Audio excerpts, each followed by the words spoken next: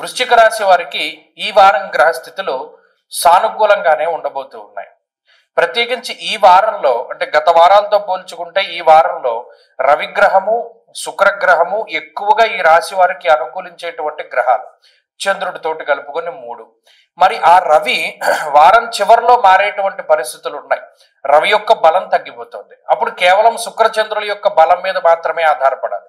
ఇంకొక మంచి విషయం ఏమిటి అంటే ఈ వారం చివరిలో మారేటువంటి గురువు భాగ్యస్థానంలోకి వెళుతూ వృశ్చిక రాశి వారికి మంచి ఫలితాలను ఇవ్వబోతూ ఉన్నారు. ఇది ఒక్కటే ఈ వారంలో వచ్చినటువంటి మంచి మార్పుగా మనం చెప్పవచ్చును.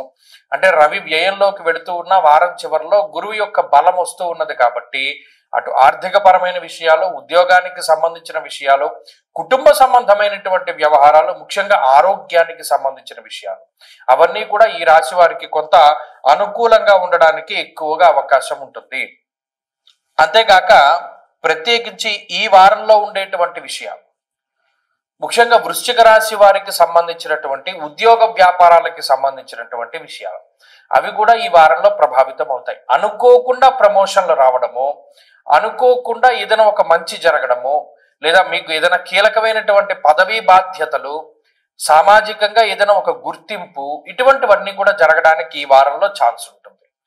అదృష్టం అనేటువంటిది అనుకోకుండా వస్తే ఏ విధంగా అయితే ఉంటుందో దాన్ని మీరు అనుభవించగలుగుతారు. ఇది మానసికంగా చాలా గొప్ప దృఢ సంకల్పానికి దారితీస్తుంది. మీ మీద మీకు ఉండేటువంటి గొప్ప నమ్మకానికి అవకాశాన్ని ఇస్తుంది. అలాగే మీరు భవిష్యత్తులో ఎలా మనం ముందుకు వెళ్ళాలి అనేటువంటి దాని మీద కూడా చాలా క్లారిటీ ఇస్తుంది. కాబట్టి ఈ గ్రహస్థితిలో ప్రత్యేకించి ఈ వారంలో జరిగేటువంటి ఈ క్రియాశీలకమైన మార్పులు మీ జీవితం మీద చాలా బలమైనటువంటి ఇంపాక్ట్ని చూపెడతాయి. అన్ని రకాలుగాను కూడా ఈ గ్రహస్థితి మిమ్మల్ని మంచి విధంగానే తీసుకుపోతుంది. ఆ విషయాన్ని దృష్టిలో పెట్టుకోవాలి. ప్రత్యేకించి నీరసము, నిస్సత్వ, విటమిన్ డెఫిషియన్సీ, స్కిన్ ప్రాబ్లమ్స్, అలాగేనేమో దీని పేరేంటి మన సన్లైట్కి ఎక్స్పోజ్ అవ్వడం వల్ల వచ్చే డిహైడ్రేషను, ఇటువంటి వాటికి అవకాశం ఉంటుంది. దాని పరంగా మిమ్మల్ని మీరు కాపాడుకుంటూ ఉండండి.